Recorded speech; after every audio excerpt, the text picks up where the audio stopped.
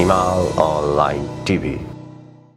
विश्वभरिबाट हिमाल online television हेरिरहनुभएका हजुरहरू सम्पूर्णमा हार्दिक नमन गर्दछु। आजको हाम्रो कार्यक्रमको विशेष अतिथि हुनुहुन्छ नेपाल र विश्व भू-राजनीतिको विषयमा अत्यन्त गहिरो, सूक्ष्म र मिहिन ढङ्गबाट अध्ययन गर्ने व्यक्तित्व, राष्ट्रिय अन्तर्राष्ट्रिय राजनीतिका ज्ञाता, राजनीतिक विश्लेषक, चिन्तक, त्रिमूल नेपालका अध्यक्ष भरत दाहाल। आज म उहाँसँग विशेष गरी नेपालको राजनीतिमा देखिएका पछिल्ला घटनाक्रम, अन्तर्राष्ट्रिय शक्तिहरूको टकराव र यसले नेपालमा पार्ने प्रत्यक्ष प्रभाव लगायतका विषयमा विशेष कुराकानी गर्दैछु। दाजु, स्वागत छ हजुरलाई। हजुर, धन्यवाद। नेपालको राजनीतिमा अहिले सबभन्दा बढी चर्चा उद्योगपति विनोद चौधरी र बाँसबारी छाला उद्योग कारखाना। अहिले जसरी एकपछि अर्को यो भ्रष्टाचारका फाइलहरू बाहिर आइरहेका छन्, विनोद चौधरीको विवाद र पुष्पकमल दाहालको सरकारले यो फाइल बाहिर ल्याउनुको भित्री कारण कस्तो देखिन्छ? अहिले सिलसिलाबद्ध रूपमा केही घटनाहरू बाहिर आइरहेका छन्। यो चाहिँ गएको 1 वर्ष यता, जस्तो बालुवाटार भयो, ललिता निवास भयो, त्यसपछि चाहिँ सुनकाण्ड भयो, जलहरी काण्ड भयो, अथवा एनसेल काण्ड भयो। अहिले चाहिँ तपाईँको यो चौधरी ग्रुपको सभा आइरहेछन्। यसमा हामीले दुईवटा चिजमा ध्यान दिनुपर्छ। जस्तो तपाईँले उठाइरहेको कुरा, सर्वोच्च अदालतले अब गिरफ्तार व्यक्तिलाई छोड्ने आदेश दिएको छ। मैले बारम्बार के भन्ने गर्छु भन्छ भने, राज्य प्रणालीभित्र जति पनि निकाय छन्, ती निकायहरू कसैले कसैको चाहिँ तपाईँको निर्देशन मान्दैनन्, कसैले कसैको चाहिँ तपाईँको आदेश मान्दैनन्, कोही कसैप्रति सहयोगी छैनन्। र एउटै निकायभित्र पनि विभिन्न थरीका ग्याङ छन्। जस्तो अदालतमा चाहिँ विभिन्न ग्याङहरू छन्, दलहरूभित्र विभिन्न ग्याङहरू छन्, कर्मचारी तन्त्रभित्र विभिन्न ग्याङहरू छन्, पुलिसभित्र तपाईँको त्यस्तै छ। किन विदेशीले त्यो एउटा अराजकताको स्थिति सिर्जना गरिदिएको छ, सबैका पछाडि विदेशी ब्याकिङ छ। त्यसले गर्दाखेरि कसैले कसैलाई टेर्दैन हैन। जस्तो अहिले चौधरी ग्रुपका जो मानिसहरू चाहिँ तपाईँको गिरफ्तारीमा परेका थिए, त्यो एउटा ठुलो जघन्य अपराध हो, तर त्यो न्यायाधीशले त्यो हेरेन हैन। उसले पैसा हेर्छ, न्यायाधीशले आफूले पाउने पैसा हेर्यो हैन। त्यो अपराध कुन स्तरको हो भन्ने उसलाई मतलब भएन, उसले रिहाईको आदेश दियो। त्यसकारणले एउटा पाटो। अर्को यसको हामीले बुझ्ने पाटो के हुन्छ भने, घटनाहरू जति पनि चाहिँ तपाईँको बाहिर आउँछन् कुनै पनि टुङ्गोमा पुग्दैनन् हैन। जस्तो ललिता निवासमा त्यही दिएको, माधव नेपाल र बाबुरामलाई चाहिँ तपाईँको चोख्याइयो, अलग राख्यो। अब भुटानी काण्डमा त्यही भयो हैन। छानबिन गर्दा गर्दै यही पुष्पकमलको सरकारले पुलिसहरू सरुवा गरिदियो हैन, छानबिन अवरुद्ध पारिदियो। अब त्यसलाई चाहिँ त्यतिकै तुहाए। सुनको कुरा त्यस्तै भयो, जलहरीको कुरा त्यस्तै भयो, एनसेलको कुरा त्यस्तै भयो। र मलाई के लाग्छ भन्छ भने, यो घटना पनि भित्र पर्दाभित्रको कुनै एउटा राजनीतिक खेलबाट आएको घटना हो भन्ने चाहिँ तपाईँको मलाई लाग्छ। किन भन्छ भने, यस्ता अपराधहरू गर्नेहरूले गरिरहेका छन् भन्ने कुरो यिनीहरूलाई आज होइन, दशकौँदेखि थाहा छ, वर्षौँदेखि यिनलाई थाहा छ। तर त्यो चाहिँ यिनलाई सञ्चालन गर्ने जो अवाञ्छित शक्ति हो, त्यसको निम्ति कुन घटना कतिखेर आवश्यक हुन्छ त्यो बेला मात्रै बाहिर ल्याइन्छ। नेपालमा हुने त्यति हो। त्यसकारणले यो कुनै टुङ्गोमा पुग्छ मलाई त्यस्तो लाग्दैन हैन। सानोतिनो चाहिँ कारबाही गरे जस्तो गरेर, जस्तो पहिले घटनाहरू जे भइरहेछन्, हामीले जे देखिरहेछौँ, अब यो पनि कुनै टुङ्गोमा पुग्ने जस्तो लाग्दैन। तर यसका पछाडिको खेल के हो हैन, त्यो चाहिँ राम्रोसँग बुझ्न चाहिँ एकदमै जरुरी छ। र विभिन्न कोणबाट अनुमानहरू भइरहेका छन्। यसमा एउटा मेरो भनाइ मात्र के छ भन्छ भने, जस्तो अहिले चौधरी ग्रुपको तपाईँको कुरो आएको छ, यो एउटा ठुलो डकैत समूह हो। यो चौधरी ग्रुप भनेको एउटा ठुलो डकैत समूह हो, लुटेरा समूह हो। यसले चाहिँ वीरेन्द्रको परिवारको अर्बौं सम्पत्ति खाएका कुराहरू सारा सार्वजनिक भइरहेका छन् धेरै पहिलेदेखि। र अहिले भर्खरै पनि मिडियामा केही व्यक्तिहरूको भनाइअनुसार पुष्पकमलका पुत्र प्रकाश दाहालको करोडौं रुपियाँ पनि यसले खाइदियो भन्ने खालका कुराहरू आइरहेका छन्। माने यसले के देखाउँछ भन्छ भने, चाहे पुष्पकमल हुन् वा चौधरी ग्रुप, यिनको बिचमा भित्र लेनदेन पनि छ हैन, एकले अर्कालाई चाहिँ अपराध गर्न सहयोग पनि गरिरहेका छन्। जस्तो चौधरी ग्रुपभित्र यदि त्यो कुरो साँचो हो भने त माओवादी पङ्क्ति पुष्पकमलको परिवारले चौधरी ग्रुपभित्र लगानी गरिरहेको छ पहिलेदेखि। बाहिर आएको समाचारले त्यही भन्छ। अब यदि त्यो सत्य हो भने यो चाहिँ तपाईँको गिरफ्तारीलाई राम्रो नियतले अथवा चाहिँ भन्नुहोस् न एउटा अपराध गर्नेहरूलाई दण्डित गर्नुपर्छ भन्ने मानसिकताले गरिएको गिरफ्तारी हो भन्ने विश्वास गर्ने ठाउँ केही पनि छैन।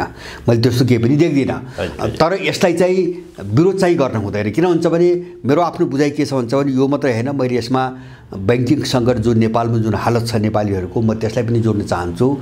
यो मारवाडी जुन कुतत्व इन्डियाबाट नेपाल पसेको छ, देशलाई खोक्रो र रित्तो बनाउने यही अपराधी जमात हो, यही लुटेरा जमात हो। यसको ढाँट नभाँचिकन नेपालको अर्थतन्त्र कहिल्यै पनि तपाईँको सुधारको बाटोमा जान सक्ने सम्भावना छैन। नेपाल लुट्ने अनि त्यो पैसा चाहिँ तपाईँको आफ्नो देशमा लैजाने, यहाँ नक्कली नागरिकता लिने र सम्पत्ति चाहिँ सबै आफ्नो मूल घरमा लैजाने काम गर्दै आएका छन्। यो जमातको हातबाट अर्थतन्त्रलाई मुक्त गर्नुको निम्ति सबै नेपालीहरू, मैले भन्छु पनि एउटा किस्मत रहेन, यो जत्थाको विरुद्धमा सबै नेपालीहरू चाहिँ तपाईँको खनिन आवश्यक छ। र यिनीहरू कतिसम्म अपराधी मानसिकताका छन् भन्छ भने जस्तो यहाँ माफियाहरूको एउटा देखियो, यो अरुण चौधरीको गिरफ्तारीपछि निजी क्षेत्रलाई हतोत्साहित पार्न खोजेको भनी यिनले आरोप लगाए। गिरफ्तारीका विरुद्धमा बोले यिनीहरू भने त्यो भनाइले के देखिन्छ भने यिनले चाहिँ अपराध गर्न पाउनु पर्यो, यिनी त्यो भनिरहेका छन् हैन। आफ्नो पङ्क्तिभित्र जसले अपराध गर्छ त्यसलाई दण्डित गर्नुपर्छ भने यिनको कुरो छैन कि उनीहरूले गर्दै आएको अपराधलाई जारी राख्न दिनुपर्छ, त्यो अपराध गर्न हतोत्साहित पार्यो सरकारले भन्ने खालको आरोप छ। यस्तो अपराधिक मानसिकता भएका मान्छेहरूको चाहिँ कब्जामा अर्थतन्त्र रहेसम्म यो देश उँभो लाग्ने सम्भावना छैन। यसप्रति एकदमै गम्भीर बन्न आवश्यक मैले देख्छु, एउटा पाटो। दोस्रो, मैले जस्तो अब यो प्रकरणमा मेरो आफ्नो अनुमान, यद्यपि कुन नतिजातिर कसरी जान्छ, जस्तो अदालतले हस्तक्षेप गरिसक्यो हैन, भोलि मुद्दा पर्ला, अब चोख्याइदिन पनि सक्छ हैन। किन भन्छ भने यो देशको संविधानले हिजोदेखि चलिआएको चाहिँ परम्पराले त्यो न्यायाधीशले चाहिँ गरेको फैसला सर्वमान्य हुने, उसले आपराधिक नियतले अपराधको पक्षमा फैसला गर्यो भने पनि त्यसलाई अन्तिम निर्णय मान्नुपर्ने चाहिँ तपाईँको व्यवस्था छ हैन। न्यायाधीश सबभन्दा खतरनाक र उद्दण्ड त्यहाँ बनिरहेका छन् अहिले नेपालका न्यायाधीशहरू, पुरै अपराधी। मलाई त लाग्छ यो पछिल्लो कालमा अहिले दलहरूभन्दा खतरनाक अपराधी न्यायाधीशहरूको तबका हो, जसले चाहिँ तपाईँको न्यायको खोल ओढेर जघन्य अपराध गर्न सक्ने र उनलाई प्रयोग गरेर विदेशीहरूले, कुनै माफियाहरूले त्यो दिशातिर आफ्ना कामहरू अगाडि बढाउन सक्ने सम्भावना छ। र एउटा सम्भावना म के देख्छु भन्छ भने जस्तो लेनदेनको कुरा आयो नि, जस्तो प्रचण्ड पुत्रको पैसा चौधरी ग्रुपले खाइदिएको भन्ने मिडियामा आइरहेछ र मिडियामा फेरि यस्तो मामिलामा अलिकति राम्रै जानकार राख्ने व्यक्तिहरूबाट यो कुरो आइरहेको छ हैन, जसले माओवादी अथवा एमालेको अन्तरङ्ग जीवन बुझेको छ, तिनी व्यक्तिहरूबाट आइरहेछ। यदि अब त्यसो हो भने अब यो गिरफ्तारीभित्र एउटा बदला र प्रतिशोध अथवा त्यो एउटा करोडको कुरो बात छ, अरबौँ पनि हुनसक्छ, प्रतिशोधको एउटा कुरा पनि हुनसक्छ, नम्बर 1। दोस्रो चाहिँ यति बेला चाहिँ जस्तो तपाईँहरूले देखिरहेछौँ, सरकार बदल्ने कोसिसहरू निरन्तर भइरहेका छन् हैन। जस्तो काङ्ग्रेस र एमालेलाई जोड्ने, जस्तो काङ्ग्रेसभित्रको चाहिँ अमेरिकन जो लबी छ, जो अमेरिकनहरूले प्रयोग गरेको गिरोह छ, त्यो गिरोहले त खुलेआम नै सरकार माओवादीसँग चाहिँ हट्नुपर्छ अथवा चाहिँ सरकारबाट बाहिरिनुपर्छ, बाहिरै बसेर समर्थन गरे पनि बाहिरबाट गर्नुपर्छ भनिरहेको छ। र कुनै पनि बेला एमाले र काङ्ग्रेसको सरकार बन्न सक्ने पनि सम्भावना छ हैन। एउटा अर्को खेल हेर्दाखेरि यसलाई रोक्नको निम्ति काङ्ग्रेसलाई तर्साउने हैन, यसलाई चाहिँ अगाडि बढ्न नदिनेको निम्ति रोक्ने एउटा त्यो प्रयास पनि हुनसक्छ। अब तेस्रो के हुनसक्छ मैले देखेको भन्छ भने जस्तो इन्डियनहरू बारम्बार लगातार एउटा प्रयास गर्दै आएको छन्, हामी त्यो बुझौँ। जस्तो यो दलीय समीकरणभित्र जुन अस्थिरता, अब उनले भने जस्तो ठ्याक्कै हैन, जस्तो अन्तर्राष्ट्रिय भू राजनीतिमा पनि इन्डियनहरू एकदम अलगावमा पर्दै गएका छन्, अप्ठ्यारोमा पर्दै गएका छन् अन्तर्राष्ट्रिय भू राजनीति, दक्षिण एसियाको भू राजनीतिमा पनि। त्यसकारणले अलिकति आफ्नो पक्षमा स्थायी रूपले काम गर्नको निम्ति इन्डियनहरूले खिल्लाज मोडेलको कुनै व्यक्तिलाई चाहिँ सत्तामा उठाउन खोजिरहेका छन् हैन। यो चाहिँ यो संविधान जारी भइसकेपछि पनि यो धेरै पटक चाहिँ तपाईँको चर्चामा आएको छ, केही व्यक्तिका त नामै आथे त्यसको कारण चाहिँ अहिलेको अवस्थामा खिलराज रेग्मीको मोडलमा लानुको भित्री कारण चाहिँ जस्तो अस्थिरता पनि जस्तो अहिले अस्थिरता कस्तो भयो त भन्छ भने यिनकै निम्ति पनि जस्तो इन्डियनहरूले जुन मिसनमा यिनलाई अगाडि बढाउन खोजेका छन् त्यो पनि सर्लक्क नहुने भयो। जस्तो यो समीकरण यता र उता जो भइरहेछ नि हैन, अब कहिले यता कहिले उता, कहिले बहुमत पुग्दैन, कहिले चाहिँ तपाईको सरकार बन्यो अर्काले चाहिँ तपाईको अत्तो थाप्छ। अमेरिकनहरू पनि त्यही खेलमा लागिरहेछन्। यद्यपि फरक कोणबाट जस्तो अहिले चाहिँ अमेरिकनहरू ठ्याक्कै आफ्नो लबीका मान्छेहरू कांग्रेस टुक्र्याएर अथवा चाहिँ घन्टीसँग जोडेर अथवा अरू कुनै उपायले त्यस्तो एउटा समीकरण बनाउनु उनी पनि लागिरहेछन्। अब त्यो खिलराज मोडेलको सरकार के को निम्ति भने उनको अर्थमा स्थिरताको निम्ति, उनको पक्षमा काम गर्ने स्थिर सरकारको निम्ति। र त्यो के हुन सक्छ भन्छ भने एउटा जस्तो अहिलेको के हुन्छ भने जस्तो यो यसपछि एउटा अराजकता आउन सक्छ। मानौ एउटा अराजकता यो लम्बियो भने अराजकता आउन सक्छ। किन हुन्छ भने विनोद चौधरी कांग्रेसको सांसद हो हैन, नैतिक रूपमा कांग्रेस यहाँ जोडिनुपर्छ भोलि हैन, केही न केही उत्तरदायित्व उसले वहन गर्नै पर्छ पक्ष या विपक्षमा। अब त्यसले गर्दाखेरि मध्यावधि चुनावमा जाने एउटा वातावरण बनाउन सक्छ हैन, मध्यावधिको चुनावमा बाटोमा जाने बाटोमा बनाउन सक्छ। यद्यपि यिनको कानुनले पहिलो चरण, दोस्रो चरण, तेस्रो चरण दुनियाँभरि व्याख्या गरेको छ सरकार बनाउने दाबी गर्ने। तर यो पछिल्लो कालमा मैले त्यो त्यति सहज किन देख्दैन हैन। जस्तो अब मध्यावधि चुनाव भयो भने अर्को सरकार बन्न चाहिँ अब गाह्रो मैले किन देख्छु भन्छ भने त्यस्तो पृष्ठभूमि विदेशी शक्तिले बनाइसकेको छ। कहाँबाट बनाछ त भन्छ भने जस्तो यो 1-1.5 वर्षमा जुन घटनाहरूको श्रृङ्खला छ नि, भुटानी, अब त्यसपछि ललिता निवास, त्यसपछि तपाईको सुन, त्यसपछि जलरी, अनि त्यसपछि एनसेल हुँदै चाहिँ अहिलेसम्म आइपुग्यो। अब यिनी सबै घटनामा सबै व्यक्ति परेको छ। शेरबहादुर, पुष्पकमल दाहाल, माधव नेपाल, बाबुराम भट्टराई, केपी ओली सबै मान्छे परेका छन्। अब यसले के देखाउँछ भन्छ भने भोलि एकछिन मानौ पुष्पकमलले मध्यावधि चुनावको घोषणा गरे हैन, अर्को कसैले चाहिँ हामी सरकार बनाउँछौँ भनी दाबी गर्न सक्छ। मैले त्यो दाबी मैले गाह्रो अब कहाँ देख्छु त भन्छ भने मैले भने नि सबै यिनी फस्या छन्, सबै घटना बाहिर आइसके र त्यहाँ यिनको घाँटी समात्छन्। अब घाँटी समात्छन् आफ्नो अनुकूल वातावरण लैजानुको निम्ति। अब त्यहाँ घाँटी समात्छन् यिनीहरूको। अब त्यसले गर्दाखेरि मलाई लाग्छ यिनीहरू उठ्न अब चाहिँ मुस्किल छ। जस्तो यो घटनामा पनि शेरबहादुरको स्वर धेरै मधुरो छ नि अहिले। जस्तो यो घटनामा शेरबहादुर ग्याङको स्वर धेरै मधुरो छ। किन भन्छ भने बोल्ने बित्तिकै जस्तो चाहिँ भुटानी केसमा च्याप दिन सक्छन् हैन, जस्तो बाबुराम माधव नेपालहरूलाई ललिता निवासमा च्याप दिन सक्छन्, अथवा चाहिँ तपाईको ओलीलाई जलहरी काण्डमा च्याप दिन सक्छन् आदि इत्यादि। जस्तो पुष्पकमलकै हैन थुप्रै काण्डहरू छन्, क्यान्टोनमेन्टदेखि लिएर थुप्रै काण्डहरू छन्। अब यिनी सबैमा यिनलाई बल्झाइसकेका हुनाले भोलि बन्ने सरकारमा यिनीहरूलाई आफूले लागे अनुसार स्वविवेकले यिनीहरूले निर्णय गर्न सक्ने अवस्था मैले देख्दैन। यिनीहरू दबावमा पर्छन्। सायद यो सबै वातावरण बनाइकन एउटा कुनै खेल खेलिने सम्भावना पनि हुन सक्छ। त्यसरी कुनै व्यक्ति आयो भने त्यसलाई चुनाव गर्न त कर त हुँदैन हैन। मध्यावधि चुनावको घोषणा भयो भने पनि त्यस्तो व्यक्ति आयो भने अब त्यस्तो व्यक्तिको नेतृत्वमा चुनाव गर्ने भन्ने बहानामा त्यसलाई हस्तान्तरण गयो भने चुनाव त नहुन पनि सक्छ हैन। जस्तो पहिले पनि खिलराजकावाला पनि त्यही कोसिस भएको थियो, तर उनीहरूले थ्याक्न सकेनन् हैन, परिस्थिति थ्याक्न सकेनन्। र अहिले मैले अर्को कोणबाट जस्तो अहिले चाहिँ हामीले चाहिँ एउटा सामान्य अनुमानले हेर्ने यो बाहिर विभिन्न बहाना बनाएर यो अमेरिकन लबीका केही मान्छेहरूको यो घटनाप्रति जोडेर वा नजोडेर पुष्पकमलको अलिकति विरोधमा आवाज आइरहेछ। जस्तो सीके राउतको बढी आइरहेछ हैन, कांग्रेसभित्र त्यो अमेरिकन लबीको मान्छे बढी आइरहेछ। यसले म के अनुमान गर्छु भन्छ भने अहिले पुष्पकमल सायद इन्डियनको निम्ति सबैभन्दा अनुकूल पात्र हुन् इन्डियनको निम्ति।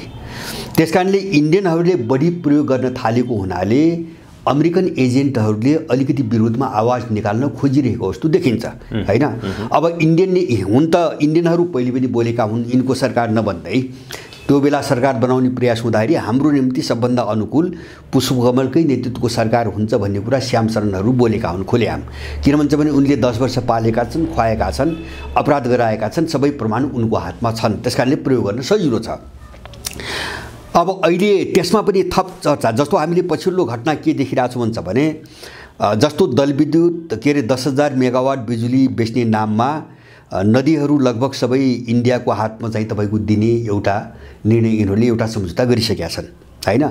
त्यो 10,000 बिजुलीको प्रलोभन देखाएर, हास्यास्पद प्रलोभन देखाएर अहिले त्यो पानी कब्जा गर्ने रणनीति मात्रै हो त्यो हैन। 10,000 मेगावाट पुर्याउनु त इन्डियालाई पानी दिनु पर्यो। अब त्यसपछि जस्तो एयरपोर्ट बेच्दैछन् भन्ने कुरो आइरहेछ र सत्य पनि हो।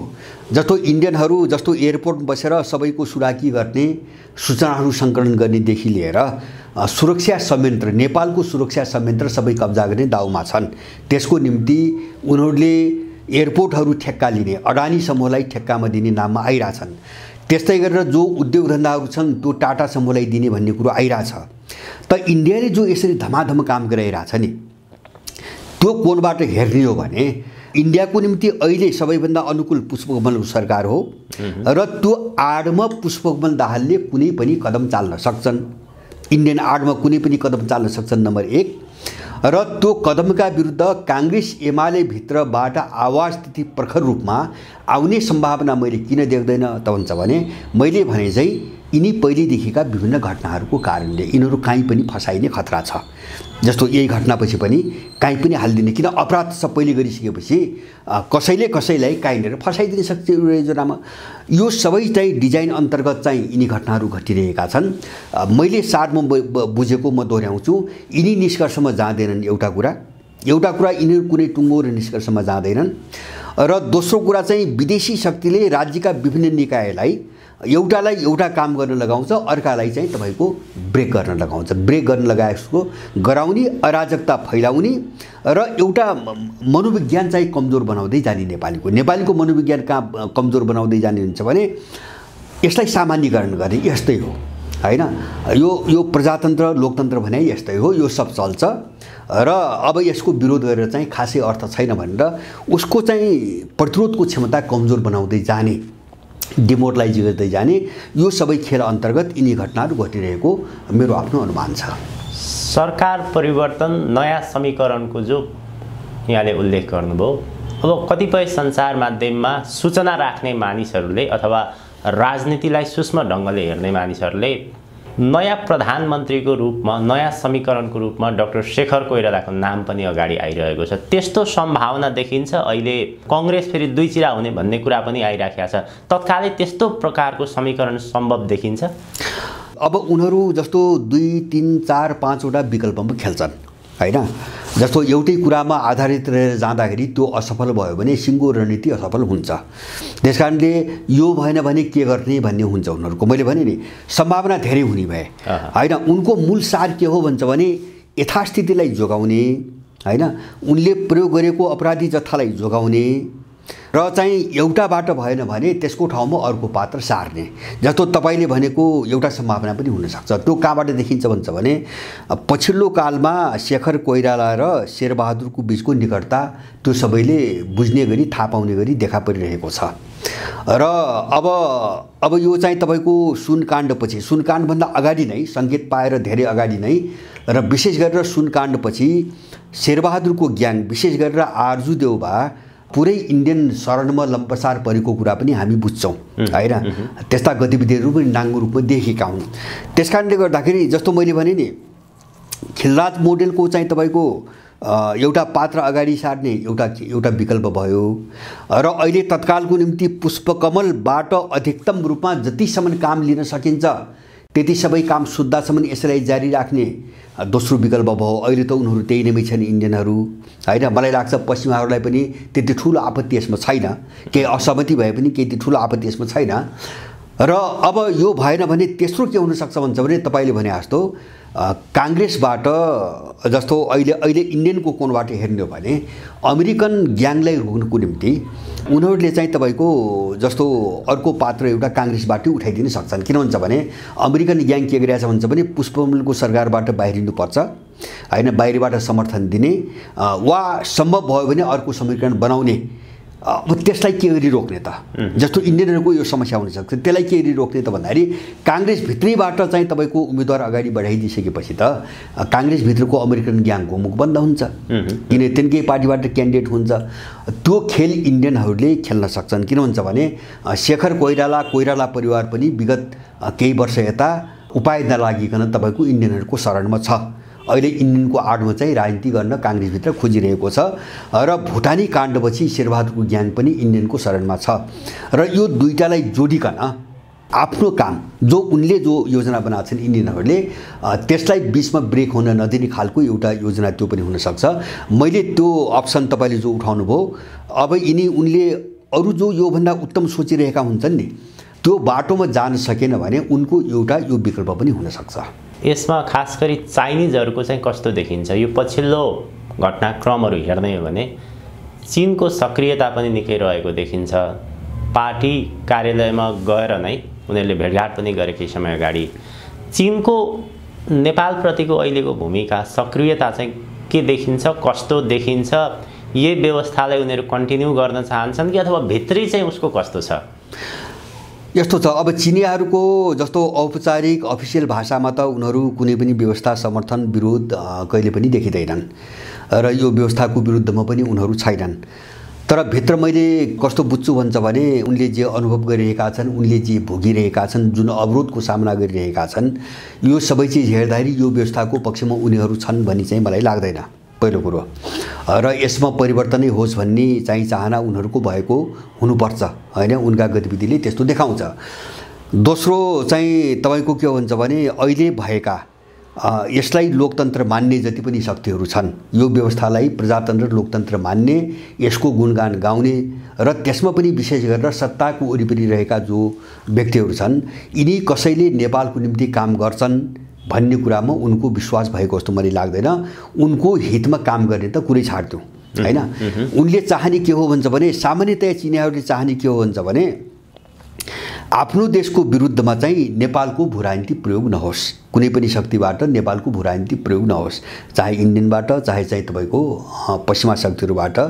र त्यसमा उनले चाहेको दोस्रो कुरा नेपालसँगको सम्बन्ध, त्यो आर्थिक सम्बन्ध, राजनीतिक सम्बन्ध, अरू कुनै पनि कोणबाटको जो सम्बन्ध हो, त्यो सम्बन्ध अगाडि बढ्ने बाटोमा चाहिँ तपाईको अवरोध खडा नहोस् अथवा नेपालसँग चाहिँ चीनको सम्बन्ध राम्रो भएर जाओस् भन्ने यो दुई चाहिँ चाहना हो। एउटा उनको चाहिँ राष्ट्रिय हितको कुरा, दोस्रो चाहिँ नेपालसँगको सम्बन्धलाई सुदृढ गर्ने कुरा। तर यो दुवै प्रश्नमा उनीहरूले ठुलो अवरोध झेलिरहेका छन् अहिले विगत केही समय यता।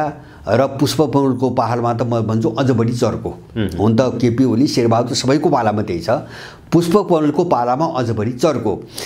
त्यसले गर्दाखेरि उनीहरूले नेपालको विषयमा अलिकति बिस्तारै बिस्तारै नीति पुनर्विचार गर्दै गएको देखिन्छ। जस्तो तपाईँले उठाउनु भयो नि, यिनीहरू हरेक पार्टीका अफिसहरूमा जाँदैछन् हैन, पार्टी टु पार्टी सम्पर्क बनाउँदैछन्। उनले के बुझे भन्छ भने राज्य सत्ता टोटल्ली हैन चीन विरोधी शक्तिको कब्जामा छ हैन, पूर्ण रूपमा कब्जामा छ राज्य सत्ता।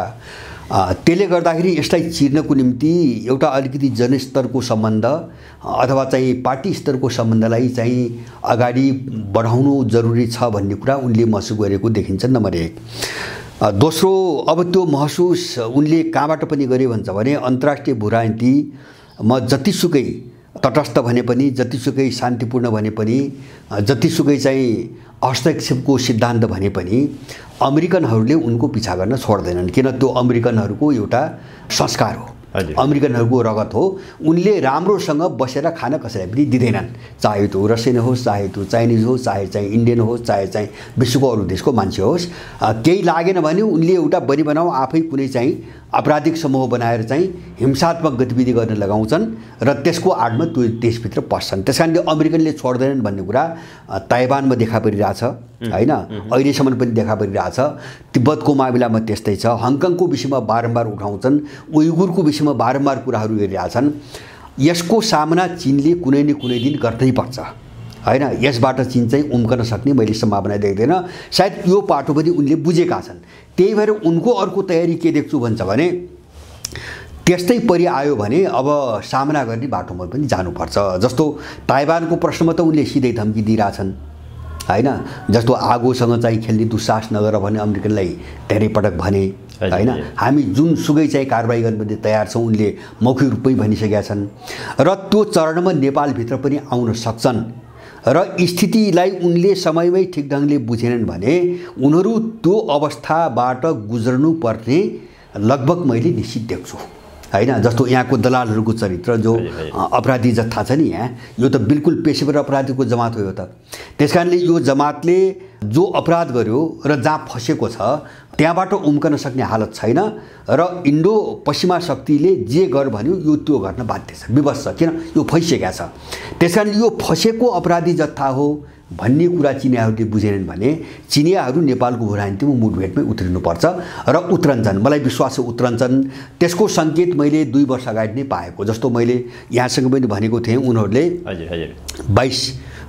2022 को जुन महिनामा चिनियाहरूले एउटा कानुन पारित गरेका छन्। त्यो कानुन के हो भन्छ भने चीनको विरुद्ध, चीनको सार्वभौम सत्ता, अखण्डता र चीनको राष्ट्रिय हितका विरुद्ध विश्वको कुनै अर्को देशमा त्यस्तो गतिविधि भयो भने त्यहाँ चाहिँ चीनले सैन्य अपरेसन गर्न सक्ने भनेर उनले कानुन बनाइसकेका छन् हैन। त्यो आफ्नो वरिपरिका छिमेकी देशहरूलाई लक्षित गरिकनै हो हैन। त्यो सजिलै बुझ्न सकिन्छ। जस्तो ताइवान भयो, नेपाल भयो, अथवा चाहिँ उइगुरको नाममा कहीँबाट खेल्लान्, त्यहाँ चाहिँ तपाईँको हात हाल्ने भनेर उनले कानुन बनाइसकेका छन् र अब यही रणनीति अन्तर्गत उनीहरू बिस्तारै त्यो सम्पर्क बढाइरहेका छन् र नेपालको अहिलेको उसबाट जानकार छैनन् भन्ने चाहिँ मलाई लाग्दैन र यिनीहरू कसैप्रति चाहिँ चिनियाहरूको विश्वास भएको पनि मलाई लाग्दैन। यो कुराको सङ्केत अस्ति प्रष्ट रूपमा के आइरहेछ त्यो एक खालको चेतावनी हो। म त भन्छु बुझ्ने मान्छेलाई त्यो चेतावनी हो। अस्ति चिनिया कम्युनिस्ट पार्टीको एकजना नेता आए, चिनिया राजदूत पनि उपस्थित भए, अस्ति एउटा कार्यक्रममा बोले हैन। संसारमा सबै देशमा भएका हाम्रा लगानीहरू समयमै सम्पन्न हुन्छन्, नेपालमा किन हुँदैनन्? उनले प्रश्न गरे हैन। त्यसको अर्थ के हो भन्छ भने नेपालले जति पनि चिनिया लगानी छन् र चीनसँग भएका द्विपक्षीय सम्झौता छन्, नेपालका शासकहरूले त्यसलाई अवरुद्ध पारिरहेका छन्, अगाडि बढ्न दिइरहेका छैनन् भनेर उनी प्रष्ट रूपमा बोलिरहेका छन्। यतिसम्म उनीहरू आएका छन् भनेपछि चिनियाहरू यो परिस्थितिपछि निर्विष रूपमा बस्छन् मलाई त्यस्तो लाग्दैन। तर उनको प्रतिक्रिया अलिकति मौन भाषामा आउँछ र आयो भने त्यो चाहिँ तपाईँको मलाई लाग्छ त्यो निर्णायक ढङ्गले आउँछ। उनीहरू त्यो गिजोल्ने खेल्ने जिस्काउने हिसाबले आउँदैनन्। हात हाले भने वारपार हुने हिसाबले हात हाल्छन्। अहिलेको प्रयास चाहिँ के हो त? जस्तै नेपालको दलहरूको सन्दर्भमा अहिले चीन पनि सायद प्रष्ट भएको त्यस्तो देखिन्छ। नेपालका जति पनि राजनीतिक दलहरू छन् कुनै न कुनै रूपमा प्रयोग भएका छन्। बाहिर भाषा एउटा तर भित्र चाहिँ चीन विरुद्धै गतिविधि गरिरहेको देखिन्छ। भन्न त प्रधानमन्त्री पुष्पकमल दाहालले पनि हामी एक चीन नीतिमा प्रतिबद्ध छौँ, चीन विरुद्ध नेपाली भूमि प्रयोग गर्न दिँदैनौँ त भनिरहेका छन्। तर बोली र व्यवहार ठ्याक्कै फरक देखिन्छ। अब चीनले पनि बुझेको होला नेपालका राजनीतिक दलहरू फँसिसकेका छन्, वार्ताबाट नेपाल र चीनको सम्बन्ध सुधार हुन सक्ने अवस्था देखिँदैन, अथवा नेताहरूले चीनलाई डिस्टर्ब नहुने गरी कार्य गर्छन् भन्ने खालको त्यस्तो गतिविधि देखिँदैन। भनेको यो अहिलेको प्रयास चाहिँ के त? थाहा पाउँदै पनि चीनले यो अहिलेको वार्ता मार्फत अगाडि जान खोजेको कस्तो प्रयास हो यो? होइन, उनीहरूको कस्तो छ भने जस्तो उनको हस्तक्षेप नगर्ने नीति छ नि, सकेसम्म भएका जति दलहरू छन् अथवा सरकारमा जो जान्छन् उनलाई चीन विरुद्ध हुने गतिविधिबाट रोक्ने अथवा हुन नदिनुको निम्ति कबुल गराउने।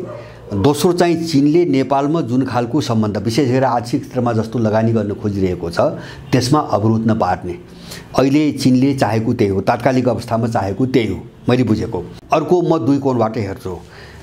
अब उनले जे चाहेका छन् त्यो असम्भव छ मेरो आफ्नो बुझाइ हैन। विश्वको राजनीति मेरो आफ्नो चाहिँ तपाईको निष्कर्ष के हुन्छ भने अब संसारमा जुन देशमा द्वन्द्वहरू भड्किन्छन् नि ती कुनै पनि द्वन्द्वहरू कूटनीतिक पहलबाट समाधान अब हुँदैनन्। विश्वको अन्तर्विरोध त्यो हो अहिले हैन। विश्वको अन्तर्विरोध कहाँ गएर चाहिँ तपाईको टक्राइरहेछ हामीले त्यो त बुझ्नु पर्यो हैन। जस्तो पश्चिमा चाहिँ तपाईको दुनिया र गैर पश्चिमा दुनियाको बीचमा अस्तित्वको लडाईँ सुरु भएको छ हैन। त्यो देशका बीचमा पनि त्यही देखिएको छ र तपाईको ब्लकका रूपमा पनि त्यही देखिएको छ। त्यसकारणले गर्दाखेरि यो लडाईँ कुनै कूटनीतिक पहलबाट हल हुने लडाईँ होइन। जस्तो हामीले इजरायल हमासको देख्यौँ। अब त्यो कहाँ गयो भन्छ भने अब अमेरिका आफै युद्धमा फस्यो। अब चाहिँ विद्रोहीहरू इरान सम्बन्धित विद्रोहीहरूसँग तपाईको युद्धमा आफै फस्यो। अब बिस्तारै बिस्तारै ऊ इरानसँग फस्छ, इरानसँग पनि युद्धमा जान्छ जसको निम्ति बच्न कोसिस गरिरहेछ। त अब यिनी घटना जसरी बढिरहेछन् नि यिनीहरू कुनै कूटनीतिक पहलबाट अब साम्य हुने सम्भावना मैले देख्दिनँ। नेपालको भूराजनीति पनि ठ्याक्कै त्यही हो। नेपालको चाहिँ तपाईको सङ्कटको विशेषता के हो भन्छ भने सङ्कटसँग जोडिएका आन्तरिक र चाहिँ बाह्य जति पनि फ्याक्टरहरू छन् हैन, पक्ष विपक्षका यिनका बीचमा सुलह सम्झौता वार्ता समझदारी र कूटनीतिबाट हल निकाल्ने कुनै गुन्जाइस छैन, किन दुवै पक्षका बीचमा अस्तित्वको लडाईँ छ। नेपालको भू राजनीतिभित्रबाट अस्तित्वको लडाईँ सुरु भएको छ। किन भन्छ भने नेपालको भू राजनीतिबाट जस्तो इन्डियन धपाइने भनेको दक्षिण एसियाबाट निर्मूलन हुने हो, अमेरिकन धपाइने भनेको सिङ्गो एसियाबाट धपाइने हो, अन्तबाट मात्रै हैन सिङ्गो एसियाबाट धपाइने हो। अब चिनियाहरू कमजोर हुने भनेको उनी ठुलो जोखिममा पर्ने हो, यो ठाउँमा छन्। अब रसियनहरू पनि चाहिँ तपाईँको प्रवेश भइसकेका छ। यो अवस्थामा सायद मलाई लाग्छ चिनियाहरूले नबुझ्या त होइन, एक न एक दिन हामी त्यो टक्राउमा जानुपर्छ भन्ने कुरा उनले नबुझ्या त होइन, उनले त बुझेका छन् स्पष्ट रूपमा। तर सकेसम्म त्यो चरणसम्म जान नदिने उनको कोसिस मैले देख्छु। जस्तो कहिले चाहिँ वामपन्थी खोल ओढेका यिनी साम्राज्यवादी दलालहरूलाई मिलाउने नाममा भइरहेको देखिन्छ हैन। तिमीहरू मिलेर जाऊ, पार्टी पनि एउटै बनाऊ, सरकार पनि सँगै चलाऊ भन्ने खालको देखिन्छ। अब उनीहरूले काङ्ग्रेस, मधेसवादी लगायतका रापरपा आदि घन्टी सन्टी लगायतका मान्छेहरूसँग पनि भेटघाट गरिरहेको देखिन्छ र सबैसँग अलिकति सम्बन्ध सकेसम्म राम्रो बनाउने, अब स्थितिलाई विस्फोटक सकेसम्म बन्न नदिने हैन। एउटा उनले सोचेको जस्तो स्थिति कहाँ हुन सक्छ भन्छ भने अन्तर्राष्ट्रिय ध्रुवीकरण यही ढङ्गले चाहिँ अगाडि जाने क्रममा जस्तो अमेरिकनहरू साह्रै कमजोर भए, इन्डियनहरू साह्रै कमजोर भए, अथवा उनको जो रणनीति छ त्यो चाहिँ अगाडि बढ्न नसक्ने स्थिति आयो भने उनलाई हातै हाल्नुपर्ने स्थिति नआउला हैन। सकेसम्म यसरी चाहिँ तपाईँको धकेलेर अगाडि जाने भन्ने हिसाबले उनीहरूले हर कोसिसहरू गरिरहेका छन्। लगानीदेखि लिएर आक्रोशमा बोल्नेदेखि लिएर सबैसँग सम्पर्क सम्बन्ध कायम गर्ने, सबैलाई अलिकति चाहिँ तपाईँको न्युट्रलाइज गर्ने कोसिस गरिरहेको मैले देख्छु। तर उनीहरू जस्तो विश्व परिस्थिति मानौ 1 वर्ष 1.5 वर्ष यस्तै रह्यो भने चिनियाहरू यसमा पूर्णतया असफल हुन्छन् र असफल भएको दिन उनीहरू नेपालको भू राजनीतिमा टक्राउनै पर्छ र त्यो पाटोमा पनि उनीहरूको तयारी छ। म त्यो बुझ्छु, मेरो अनुमान त्यो पाटोमा पनि उनको तयारी छ। सकेसम्म टक्रावमा नजाओस्, सकेसम्म नजाने नै हो, सकेसम्म त्यो स्थिति नआओस्, आउन नदिने उनको पहल त्यो हो। आयो भने चिनियाहरू चाहिँ टक्राउमा आउँछन् हैन, चीन टक्राउमा आउँछ, टक्राउमा आयो भने उसको अस्तित्व यहीँबाट जोखिममा पर्छ। किन भन्छ भने मैले बारम्बार देखेको जस्तो ताइवान पनि त्यति ठुलो जोखिम होइन चीनको निम्ति, किन ताइवानको मान्छे एक त चाहिँ पुरै चिनिया नै हो हैन, पुरै चिनिया हो। दोस्रो चाहिँ ताइवानमा चाहिँ चीनसँग अमेरिका मुछ्यो भने सिधै मुछिनुपर्छ, त्यो प्रोक्सी युद्ध लड्ने सम्भावना छैन हैन। एउटा त त्यो सम्पूर्ण ताइवानी पनि त्यो पक्षमा जाँदैन र दोस्रो चाहिँ तपाईँको ताइवानसँग युद्ध भयो भने पनि अमेरिकाले प्रोक्सी युद्ध लडेर अब सम्भव छैन, अमेरिका सिधै मुछिनुपर्छ, जो त्यसले चाहन्न हैन। भनेपछि अमेरिकालाई चीन विरुद्ध लड्नको निम्ति सबभन्दा सुरक्षित भू राजनीति भनेको नेपालै हो, जहाँ ऊ देखिनु पर्दैन। उसले इन्डियालाई प्रयोग गरेको छ हैन। भोलि युद्धमा चाहिँ तपाईँको फस्यो भने इन्डिया फस्ने हो, अमेरिका फस्दैन र इन्डियालाई प्रयोग गरेको छ र हाम्रो भूगोलदेखि धेरै टाढा छ। नेपालभित्र उसले आफ्ना मेकानिजमहरू मेसिनहरू प्रयोग गरेको छ, उहाँ आफै सिधै देखिनु पनि पर्दैन। त्यसकारणले गर्दाखेरि उसले कम क्षति उठाउने, अमेरिकनहरूले अत्यन्तै कम क्षति उठाएर आफ्नो मिसन अगाडि बढाउन सकिने भू राजनीति हो नेपाल। त्यसकारणले यो सबैभन्दा बढी ठुलो जोखिममा छ भन्ने चाहिँ मलाई लाग्छ। अब नेपालको राजनीतिमा विशेष गरी इन्डो वेस्टको यहाँ सक्रियता, उनीहरूको पहल प्रयास हेर्ने हो भने यो अहिलेको व्यवस्थालाई टिकाइरहनको लागि विभिन्न विकल्पमा उनीहरू खेलिरहेका छन्। विभिन्न विकल्पहरू पनि भित्र तयार पारेर बसेको त्यस्तो देखिन्छ। अर्को एउटा शक्ति यो व्यवस्था, यो अवस्था, यी सबै कुरा परिवर्तन गर्नको निमित्त अर्को शक्ति पनि जबरजस्त रूपमा अगाडि आएको देखिन्छ। ती शक्तिहरूले निकै लामो समयदेखि आन्दोलन पनि गर्दै आइरहेका छन्। अब यो फागुनबाट त के भनिन्छ भने फागुन 1 गतेबाट आन्दोलन हुँदैछ। यो आन्दोलन कस्तो प्रकारको आन्दोलन हो भने यो एउटा ठुलो भीषण आन्दोलन, निर्णायक आन्दोलन, जसले यो व्यवस्था नै ढाल्छ भनेर भनिरहेका छन्। त्यसमा रापरपा पनि आन्दोलनमा आउने भन्ने कुराहरू सञ्चार माध्यममा आइरहेका छन्। सबै शक्तिहरू एक ठाउँमा आउने भन्ने कुरा छ। एकातर्फबाट इन्डो वेस्टका शक्तिहरू विभिन्न विकल्पमा खेलिरहेका छन् यो व्यवस्था बचाउनको लागि, अर्को आन्दोलनको तयारी भइरहेको छ। यो दुई पक्षको टकराव चाहिँ कस्तो खालको टकराव हो, आन्दोलनको विषय कसरी अगाडि जान्छ? अब यो मान्छेको हेर्ने आफ्नो दृष्टिकोण हो। जस्तो अहिलेको दुनियाँलाई र स्वयं नेपाललाई कसले कसरी हेर्छ त्यही अनुसारको उसले समाधान देखेको हुन्छ। यद्यपि कतिपय मान्छेले देखेका समाधान एकदमै भ्रामक छन्, एकदमै गलत छन्। म त्यस्तो देख्छु। जस्तो यो अहिले जो आन्दोलनको कुरा उठिरहेको छ, सरसर्ती सामान्य रूपमा भन्दा यो 12 बुँदेको नाममा जो भाडामा उठाइएको शक्ति हो, यो जमातका विरुद्धमा आन्दोलन एकदमै जरुरी छ हैन। यिनलाई ढाल्नको निम्ति, यिनलाई समाप्त पार्नको निम्ति आन्दोलनको विकल्प छैन। आन्दोलन मात्रै भन्दैन मैले चाहिँ तपाईको एउटा बलप्रयोगको जबरजस्त चाहिँ तपाईको लडाईँ अगाडि बढाउन जरुरी छ हैन। यसमा कुनै विमति भएन। यो पक्षमा सबै आउनुपर्छ भन्ने चाहिँ पक्षमा म छु। एउटा पाटो यो। तर यो चाहिँ तपाईको आदर्शको कुरा भयो हैन, सरल तर्क भयो। अब आन्दोलनमा त आउने केका निम्ति हैन, केका निम्ति आन्दोलनमा आउने, अब त्यो विधि के हो, त्यो प्रक्रिया के हो, त्यो बाटो के हो, गन्तव्य के हो हैन। यो विषयमा यहाँ ठुलो भ्रम छ। यो भ्रम छ। यो भ्रमको कारणले दृष्टिकोण र गन्तव्य स्पष्ट नपारिकन जति पनि भावनात्मक हिसाबले कुरा आउँछन् अथवा चाहिँ कतिपय मान्छेहरू स्वार्थकै कारणले पनि आइरहेछन्। जस्तो मौका नपाएका, खान नपाएका, राइदाइ गर्न नपाएका मान्छेहरू पनि यसभित्र पर्छन्। तर त्यो उनको मनोकामनाले मात्रै चाहिँ तपाईको यो परिवर्तन हुन्न, आन्दोलन चाहिँ तपाईको हुँदैन। जस्तो मैले दुईटा कुराहरू विशेष गरी राख्न चाहन्छु, किनभने हामीले केही कुरा गर्दाखेरि कमसेकम पनि हामी समकालीन विश्वलाई हैन, अहिले हामीले जे अनुभव गरिरहेका छौँ त्यसलाई हेर्नु पर्यो हैन। मैले बारम्बार भनेको कुरा के हुन्छ भने पहिले चाहिँ नेपालको भूराजनीति हेरौँ। नेपालको भूराजनीति के हो, नेपाल भूराजनीतिभित्रको अन्तर्विरोध के हो हैन। यो अन्तर्विरोध पहिले हेरौँ। यो अन्तर्विरोध के हो भन्छ भने जो सत्ता छ यो नेपालको अस्तित्व समाप्त पार्ने मिसनमा स्थापित गरिएको सत्ता हो र यसले नेपालको जीवन प्रणालीको कुनै पनि अङ्ग बाँकी राखेन। यसले अर्थतन्त्र बाँकी राखेन, यसले नागरिकता बाँकी राखेन। यसले चाहिँ तपाईको के अरे शान्ति, सुरक्षा, मान्छेको अमन, चयन, रोजगारी सारा चिज स्वाहा पार्यो। किन यो यही मिसनमा स्थापित गरिएको हो र जुन शक्तिहरू यससँग जोडिएका छन् जसले यसलाई लोकतन्त्र भन्छन्, यो अपराधी जत्था यही मिसनमा ल्याइएको हुनाले यसले सदैव गर्ने त्यही हो। त्यसकारण मेरो एउटा भनाइ यससँग जोडिएको पहिलो भनाइ के हुन्छ भने यससँग चाहिँ वारपारको बाटो के हैन, संवाद हो, सहमति हो, वार्ता हो। यदि यो हो भने कसैलाई लाग्छ भने त्यो अर्को अपराध हो। मैले त्यो हुन्छ त्यो अर्को अपराध हो। किन देशको अस्तित्वमाथि चुनौती दिन अगाडि बढाइएको शक्तिसँग को हिसाब किताब लडाईँबाट हुन्छ, वार्ताबाट हुँदैन हैन। माने वार्ता र सम्झौता के हो भन्छ भने उनलाई पनि ठाउँ दिने भने हो, उनलाई पनि ठाउँ दिने हो। जब यो अपराधी जत्थालाई कसैले ठाउँ दिने कुरा सोच्छ भने त्यो अर्को अपराधी हो। त्यसकारणले बाटो पनि क्लियर गर्नु पर्यो हैन। बाटो के बाटो हो हैन, एउटा।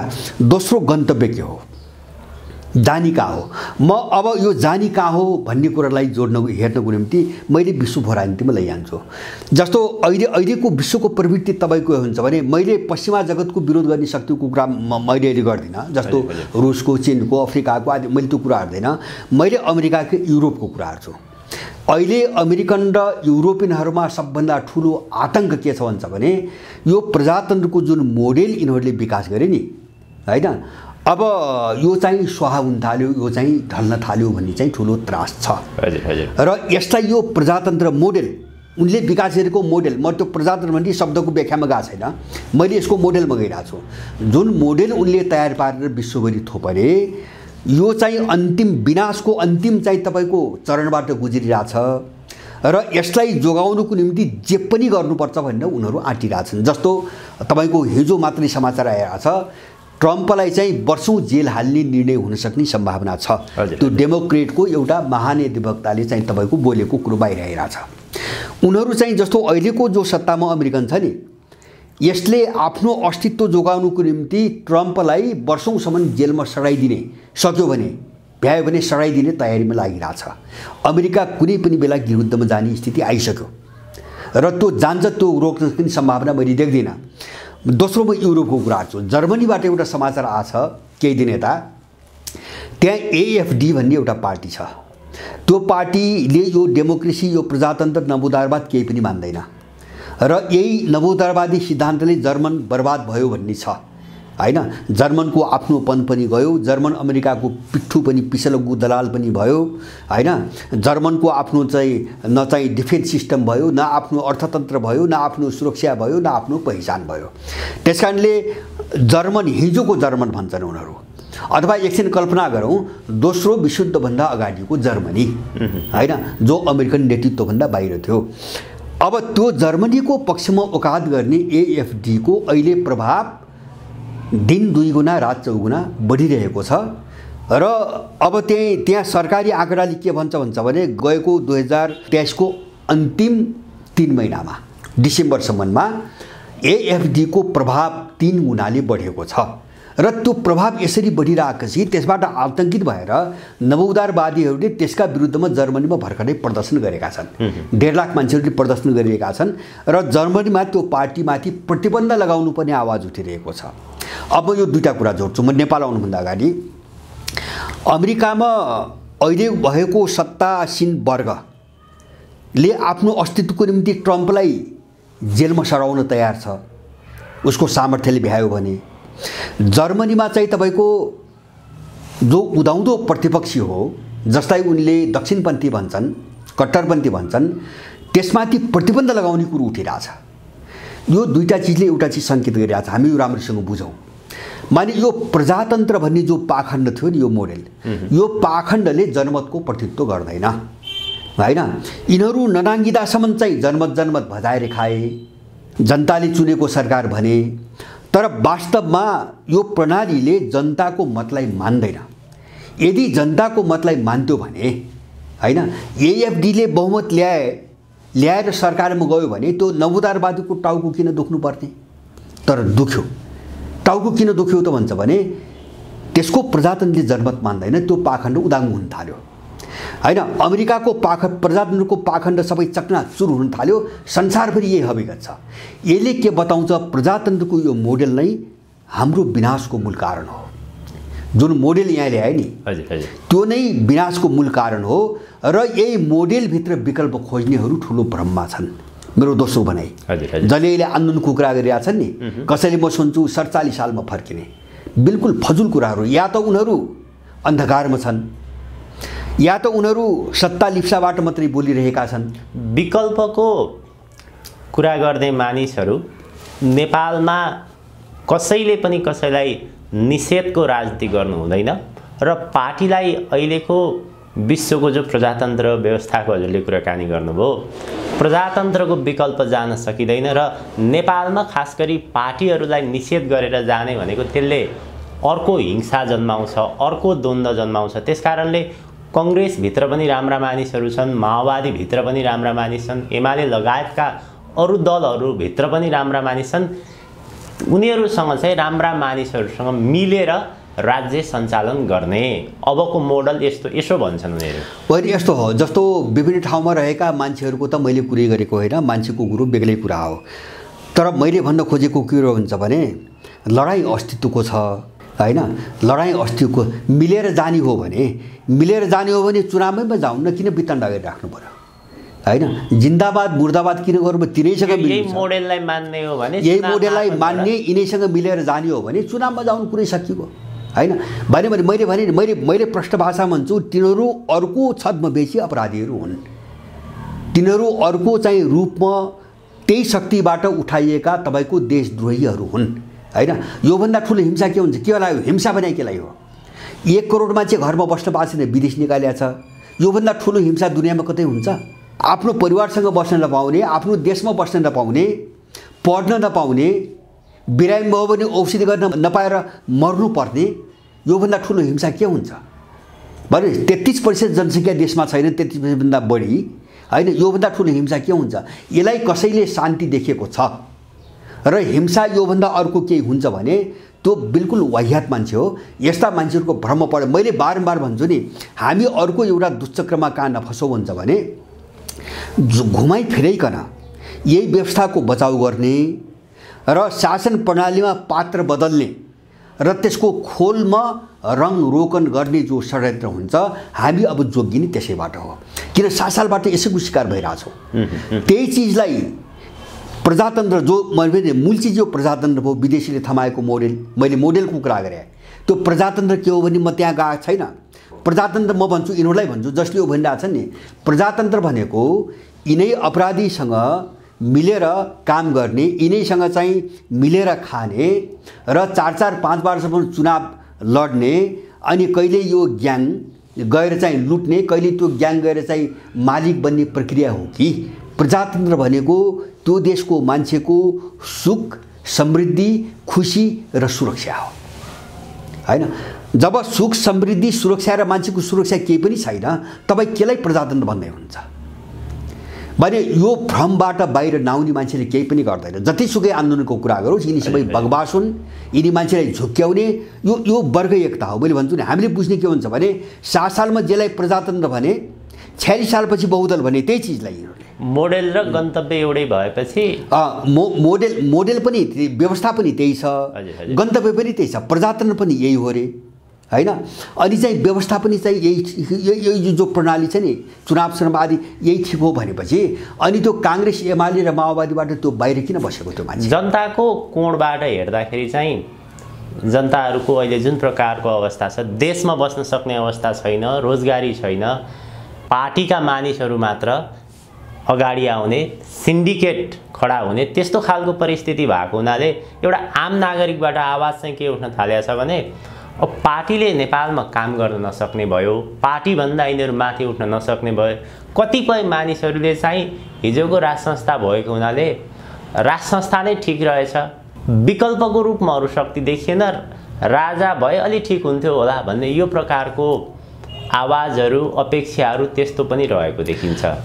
एकदम ठिक। जस्तो तपाईँले भन्नुभएको कुरो मैले अघि त्यही त्यसको सार मैले त्यही भन्दै थिएँ। जस्तो प्रजातन्त्रको मोडेलको असफलता विश्वभरि, अमेरिका विरुद्धमा गयो त्यो लग्यो यही प्रजातन्त्रले, अमेरिका अब विरुद्धमा जाँदैछ त्यो लग्यो यही प्रजातन्त्रले, यही डेमोक्रेसीले, जर्मनीमा यत्रो आतङ्क फैल्यो यही डेमोक्रेसीले, हैन? ऊ अस्ति भर्खरै चाहिँ ऊ उत्तरी आयरल्यान्ड अब चाहिँ जनमतसँग गराएर चाहिँ तपाईँको बेलायतबाट छुट्टिने आवाज उठ्यो, जो चाहिँ अहिले प्रधानमन्त्री भइने एकजना महिला, अब फेरि आवाज उठ्यो, हैन? साम्प्रदायिकता, हिंसा, निषेध, द्वन्द्व, सारा चिजहरू यही डेमोक्रेसीले ल्याएको छ। जस्तो युक्रेन देख्नु भएको छ, योभन्दा अगाडिका 2टा विशुद्ध पनि यही डेमोक्रेसीले ल्यायो। र संसार अहिले जुन तस्बिर देख्नुहुन्छ नि, विकराल, चारैतिर संसारभरि हत्या, हिंसा र अराजकता यही डेमोक्रेसीले ल्यायो। त्यसकारणले तपाईँले भनेको कुरोको सान्दर्भिकता कहाँ छ? अहिले म त्यो चाहिँ तपाईँको रूपमा म जान चाहन्न। जस्तो तपाईँले राजा शब्द प्रयोग गर्नुभयो, कसैले सम्राट भन्ला, कसैले के भन्ला, अभिभावक भन्ला, तर प्राकृतिक रूपमा हेर्दा पनि म के देख्छु भन्छ भने अभिभावक नभएको अराजक घर कहिले पनि काम लाग्दैन, दलिता भने यही हो। म नेपालमा मात्रै भनेर संसारमा जो दलिताको मोडेल, यो त 2800 मात्रै भयो, जुन मोडेल तपाईँको आयो नि, संसार तबाह यसैले बनायो, बर्बाद यसैले बनायो। त्यसकारणले यो अराजक बन्दरहरूको जो शासन हो नि, यो शासनले न कसैलाई सुख, समृद्धि र शान्ति दिन्छ, न संसारलाई स्थिर हुन दिन्छ। त्यसकारणले यो मोडालिटीकै अन्त्य जरुरी छ। मैले भन्ने खोजेँ त्यो अभिभावक बिना तपाईँको समाज बाँच्न सक्दो रहेनछ भन्ने कुरा त अमेरिकाले पनि पुष्टि गर्दैछ, त्यो जर्मनीले पुष्टि गर्दैछ, त्यो बेलायतले पुष्टि गर्दैछ, हैन? एक कालखण्ड यिनीहरू त्यो चाहिँ तपाईँको पाखण्डको एउटा सङ्कटको पराकाष्ठा नआउँदासम्म त चल्यो, त्यो कृत्रिम हुँदाहुँदै पनि चल्यो, किन सङ्कट विस्फोटक भइसकेको थिएन। अब अहिले त्यसले जे जति विकृति ल्यायो त्यो विस्फोट हुन थाल्यो, यो ढल्न थाल्यो। मैले भनेकै त्यही हो, अभिभावक बिना न देश चल्छ। जस्तो तपाईँ अनुमान गर्नुहोस्, घर चल्दैन, घरमा चाहिँ सबैलाई चाहिँ शासक मानेपछि त्यो घर चाहिँ चल्दैन। जो समस्या हामी देखिरहेको छौँ नि, एनजिओको प्रभाव लागेर घर कुन हालतमा पुगे नेपालीहरूका घर हामीले देखिरहेछौँ, अराजकता घरभित्र, हैन? समाजमा अराजकता देखिरहेछौँ, साम्प्रदायिकता छिछि र दूर दूर। देश पनि त्यस्तै हो, अभिभावक बिना, किन प्रकृतिको नियम हो। मैले भने नि, एउटा नियो नभइकन केही पनि चिज चल्दैन। हामी यो कोर्सको बहसमा जानु जरुरी छ। अब त्यसकारणले मैले भन्छु, मेरो त निष्कर्ष के भन्छ भने प्रजातन्त्रको नाममा जुन मोडेल, माने दलहरू सर्वोपरि रहने जुन मोडेल बनाइयो, यो नै सबभन्दा ठुलो चाहिँ घातक चिज हो। यो संसारको विनाशको कारण हो, नेपालको बर्बादीको कारण हो। यसको जरै उखेल्नुपर्छ यहाँबाट। र यसलाई सदाको निम्ति विदा गर्नुपर्छ। किन भन्छ भने बन्दरहरूलाई एउटै जङ्गलमा चाहिँ 10वटा बन्दरहरूलाई चाहिँ तपाईँको राजा बनाएर मालिक बनाएर त्यो जङ्गलमा अनुशासन कायम हुँदैन, त्यो जङ्गलमा कमजोर मान्छे कहिले पनि बाँच्न सक्दैन। यो मूल बहसतिर नगएर अब यिनैसँग मिल्ने होइन, यिनैसँग अङ्कमाल गर्ने होइन, यस्ता चाहिँ तपाईँको पाखे र फोहोरी कुराहरू गर्नेहरू जो छ नि, यिनका आन्दोलनका कुराको भ्रम केही पनि पर्न आवश्यक छैन। हामी एउटा कोर्समा गइसकेका छौँ। संसार, मैले बारम्बार भन्छु, संसारको वैश्विक कोणबाट हेर्ने हो भने पश्चिमा युगको विरुद्धमा एउटा नयाँ युगको उदय हुँदैछ। पुरै फड्को हान्दैछ दुनियाँले। नेपालको कुरा गर्दा सुगौली सन्धिको युगको अन्त्यको निम्ति हामी लडिरहेका छौँ, हामी छटपटाइरहेका छौँ। हामी पनि अर्को नयाँ युगको निम्ति फड्को हान्ने कोसिसमा छौँ। यो लडाइँ शान्तिपूर्ण हुँदैन, यो त्यो दुष्ट शक्तिसँग मेलमिलाप बाटो हुँदैन। हामीले बुझ्ने त्यही हो, हामी वारपारमा जानै पर्छ। हस्, आजकै हजुरको अत्यन्त महत्त्वपूर्ण समय र विचारको लागि धेरै धेरै आभार प्रकट गर्दछु। हजुर, धन्यवाद।